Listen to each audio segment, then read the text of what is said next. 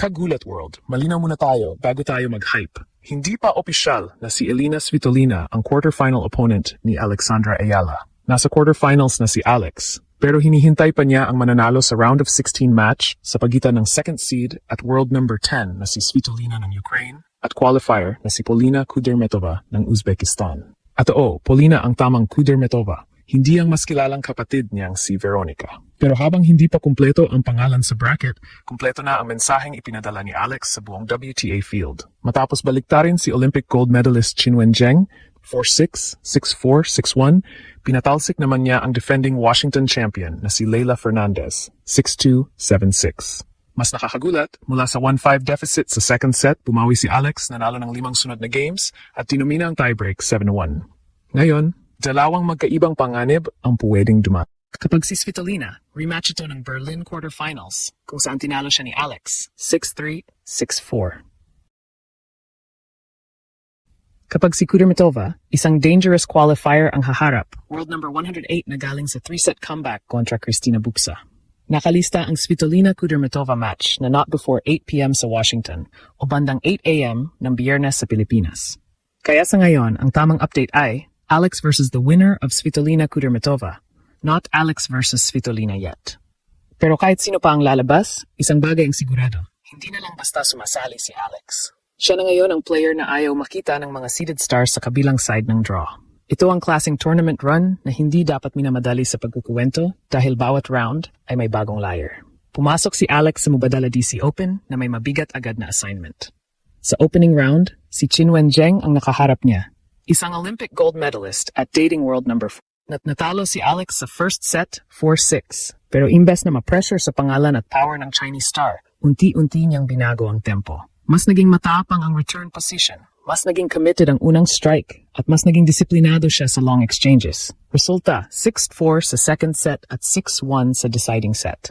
Hindi pa nakakahinga ng maayos ang mga Pinoy fans, defending champion naman ng Washington ang sumunod. Si Leylah Fernandez ay hindi lang seeded player. Siya ang naghari sa tournament noong 2025, isang left-hander din, mabilis sa court, at sanay sa mga laban na kailangang tiisin hanggang sa huling bola. Pero sa first set, si Alex ang mas malinaw ang plano. Inagaw niya ang oras ni Fernandez, pinwersa itong maglaro mula sa uncomfortable positions, at tinapos ang set sa 6-2.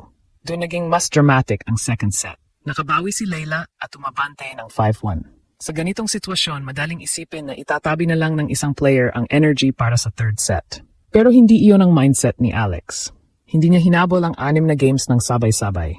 Isang return game muna, isang hold, isang pressure point, hanggang sa ang 1-5 ay naging 5-5. 5 sunod na games ang kinuha niya bago umabot ang set sa tiebreak, at doon mas lalo niyang ipinakita ang composure. 7-1 ang tiebreak, walang third set, quarterfinals agad. Sa post-match reaction na kumalat online, simple ngunit eksakto ang paglalarawan ni Alex sa sarili niya. I'm a fighter. At yun talaga ang nakita ng crowd. Hindi perpektong tennis sa bawat minuto, pero matatag na decision-making kapag pwede nang mawala ang set. Maging ang Tennis Channel at iba't ibang sports accounts ay itinulak ang comeback clip bilang larawan ng fighting heart ni Alex, habang ang mga post mula sa Washington ay nagpapakita kung gaano kalakas ang suportang natatanggap niya sa venue. Ngayon, dito kailangang itama ang kumakalat na matchup graphic. Officially, blanco pa ang pangalan sa tabi ni Alex sa quarterfinal bracket. Ang makakalaban niya ay ang winner ng Polina Kudermetova versus Elina Svitolina. Si Svitolina ang number 2 seed at nabigyan ng first round bye. Si Kudermetova naman ay qualifier na kinailangang dumaan sa mas mahabang ruta. At para malinaw ang pangalan, si Polina Kudermetova ito, 23 anyos at kasalukuyang kumakatawan sa Uzbekistan. Hindi siya si Veronica Kudermetova. Pumasok si Polina sa round of 16 matapos baligtarin si Kristina Bucsa, 5-7, 7-6, 6-0. Ibig sabihin, hindi rin ordinaryong qualifier ang naghihintay kay Svitolina. Nakaligtas siya sa mahigpit na second set at pagkatapos ay nagbigay ng bagel sa deciding set. Kaya posible ang Ayala-Svitolina rematch. Posible rin ang Ayala-Polina Kudermetova quarterfinal. Pero hanggat hindi tapos ang kanilang round of 16, walang dapat mag-anunsyo na final na ang matchup. Ang mas malaking kwento ngayon ay ito, dalawang panalo na si Alex laban sa dalawang kilalang pangalan at pareho niyang ipinakita na kaya niyang baguhin ang direksyon ng laban kahit hindi pabor sa kanyang simula o scoreboard. Kung si Elina Svitolina ang manalo, ito agad ang magiging isa sa pinakamainit na quarterfinal rematches ng tournament. Kasalukuyang world number 10 ang Ukrainian at second seed sa Washington. Veterana siya ng pinakamalalaking stages, mahusay magbasa ng patterns, at bihirang magbigay ng libreng puntos kapag nakapasok na sa rhythm. Hindi kailangang manalo ni Svitolina sa bawat rally sa pamamagitan ng winner. Madalas, sapat ng pahabay niya ang point hanggang mapilitan ang kalaban na sumobra. Ang official WTA profile niya ay may 35-10 win-loss record ngayong 2026. Patunay kung gaano siya ka-consistent. Pero may dahilan kung bakit hindi dapat matakot si Alex sa pangalan. Noong Berlin quarterfinals nitong Hunyo, tinalo ni Alex si Svitolina sa straight sets, 6-3, 6-4. Importanteng confidence reference yon, pero hindi automatic blueprint. Grass ang surface noon, outdoor hardcourt ang Washington. Sa hardcourt, mas predictable ang bounce at mas madaling makabuo si Svitolina ng defensive. Kailangan gamitin ni Alex ang left-handed serve para buksan ang court, umatake sa unang maikling bola at iwasang gawing pure endurance contest ang bawat service game. Ang advantage ni Alex sa posibleng rematch ay sariwa pa sa isip niya ang patterns na gumana sa Berlin. Alam niyang kaya niyang i-pressure ang second serve ni Svitolina at kaya niyang tumayo sa baseline nang hindi agad umaatras. Pero ang danger ay revenge adjustment. Veterana si Elina.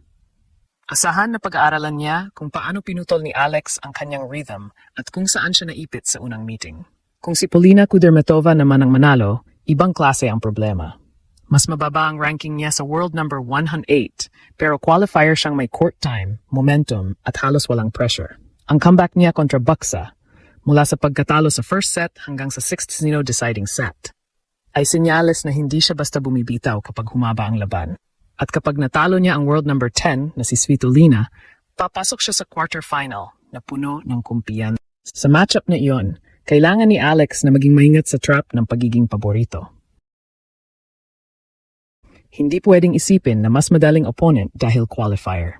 Dapat maaga niyang kontrolin ang center ng court, panatilihing mataas ang first serve percentage, at huwag bigyan si Kudermetova ng pagkakataong mag-swing ng malaya. Ang players na galing qualifying ay kadalasang komportable na sa kondisyon dahil mas marami silang matches sa parehong venue. Sa papel, si Svitolina ang mas inaasahang manalo dahil sa ranking, seeding at experience. Ngunit ang tournament na ito ay puno ng reminders na hindi sapat ang pangalan sa scorecard. Si Alex mismo ang pinakamalinaw na halimbawa matapos patalsikin sina Zheng at Fernandez. Kaya ang fearless but factual take natin handa si Alex sa alinman. May proven win na siya laban kay Svitolina. At may momentum siyang kayang pantayan ang isang dangerous qualifier. Ang hindi natin gagawin ay mag-imbento ng confirmed opponent. Hintayin muna ang Svitolina Kudermetova result. Pagkatapos noon, saka natin masasabi kung rematch ba ng Berlin o bagong challenge ang susunod na kabanata ng ALX.